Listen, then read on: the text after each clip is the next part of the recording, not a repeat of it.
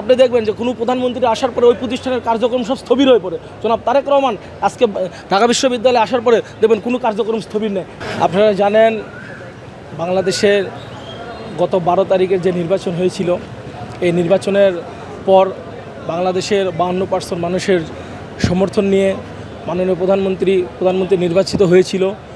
নির্বাচিত হওয়ার পরে আজ তিনি ঢাকা বিশ্ববিদ্যালয়ের মাটিতে প্রথম পদার্পণ করেছে এবং সেই সাথে আমরা ঢাকা বিশ্ববিদ্যালয়ের যারা সাবেক শিক্ষার্থী ছিলাম এবং মাননীয় প্রধানমন্ত্রী ঢাকা বিশ্ববিদ্যালয়ের সাবেক শিক্ষার্থী হিসেবে যে প্রধান ক্যাম্পাসের বড় ভাই হিসেবে আমাদের সামনে এসেছে।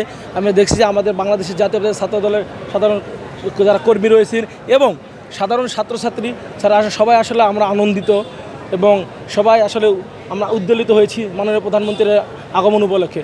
এবং আপনারা দেখেছেন মাননীয় প্রধানমন্ত্রী বাংলাদেশের অতীতে কয়েকজন প্রধানমন্ত্রী থেকে তারা কীরকম করেছে না করেছে। আপনি দেখবেন বর্তমান মাননীয় প্রধানমন্ত্রী আজকে ঢাকা বিশ্ববিদ্যালয়ের মাটিতে আসার পরে উনি সিনেট ভবনের প্রোগ্রাম শেষে এবং ঢাকা বিশ্ববিদ্যালয়ের সাধারণ ছাত্রছাত্রীদের সাথে মিশে যেভাবে ক্যাম্পাসে সিনেট থেকে সমাজবিজ্ঞান অনুষদ এসেছে, এতে ঢাকা বিশ্ববিদ্যালয় এবং সাধারণ ছাত্রদের সবাই অনেক আনন্দিত হচ্ছে। আশা করি আগের বাংলাদেশ থেকে বাংলাদেশে কীভাবে পরিবর্তন হয়েছে, বাংলাদেশের রাজনীতিকে জনাব তারেক রহমান কীভাবে গুণগত পরিবর্তন করেছে, এটা তার একটা দৃষ্টান্ত উদাহরণ। আপনি দেখবেন যে কোনো প্রধানমন্ত্রী আসার পরে ওই প্রতিষ্ঠানের কার্যক্রম সব স্থবির হয়ে পড়ে। জনাব তারেক রহমান আজকে ঢাকা বিশ্ববিদ্যালয়ে আসার পরে দেখবেন কোনো কার্যক্রম স্থবির নেই। এটাই জনাব তারেক রহমানের পরিবর্তন।